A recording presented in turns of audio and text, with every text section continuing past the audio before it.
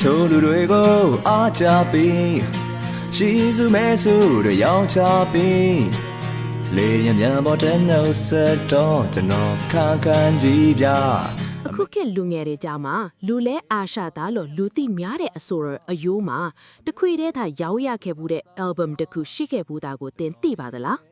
အဆိုတော်အယိုးသို့မဟုတ်အောင်ဖြိုးလင်းဟာသူယူဆွတဲ့ဂီတလောကတွေကို1998ခုနှစ်မှာ Melodramatic နွယ်ကြိုးများဆိုတဲ့ album နဲ့စတင်ခြေချခဲ့ပါတယ်။ဒါပေမဲ့အဲ့ဒီခြေလမ်းဟာဝက်ကွဲရှုံးနေခဲ့တဲ့သမိုင်းတစ်ခုဖြစ်ခဲ့ပါတယ်။တစေတန်းအောင်မီစာဂီတာဆော့တင်ကာစာအယိုးဟာတငယ်ချင်းတွေနဲ့ပေါင်းပြီးအားတဲ့ရရောအခွေသွင်းခဲ့ပါတယ်။ဒါပေမဲ့အတွေ့အကြုံမရှိသေးတာကြောင့်ဘီတူလည်းမသိစနစ်တကျလည်းမရှိပဲပြုံတီးပြီးကုန်းအော်သွင်းခဲ့တဲ့အခွေထိတယ်လို့သူကပြန်ပြောပြခဲ့ပါတယ်။အခွေထွက်လာတဲ့အချိန်မှာ1998ခုနှစ်ကမ္ဘာဖလား World Cup ပွဲစဉ်တွေနဲ့တွားတိုးနေတာကြောင့်ဘသူမှအခွေကိုစိတ်မဝင်စားခဲ့ကြပါဘူး။အခွေအဆောင်9000ကခုတ်ခဲ့ပါတယ်။တလညနှစ်ပတ်အတွင်းမှာဆိုင်တွေကအကုန်ပြန်လာယူခိုင်းလို့ပိုစတာတွေကအစားအိမ်ကိုပြန်ရောက်လာခဲ့ပါတယ်။အဲ့ဒီအချိန်မှာအခွေတစ်ဆောင်တည်းလာရောင်းရခဲ့ပါတယ်။ထူးခြားတာကအဲ့ဒီတစ်ခွေတည်းသောဝယ်ယူသူဟာတခြားသူမဟုတ်ပဲသူ့ရဲ့ဇနီးလောင်လက်ရှိဇနီးဖြစ်နေတာပါတယ်။ဒါဟာအယိုးထတော့ရဲရမလို့ငိုရမလို့အမတ်တရားတစ်ခုဖြစ်ခဲ့ပါတယ်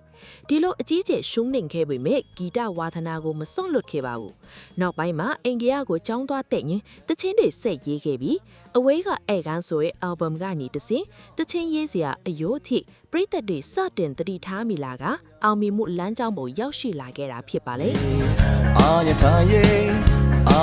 ရေးစာမျက်နှာ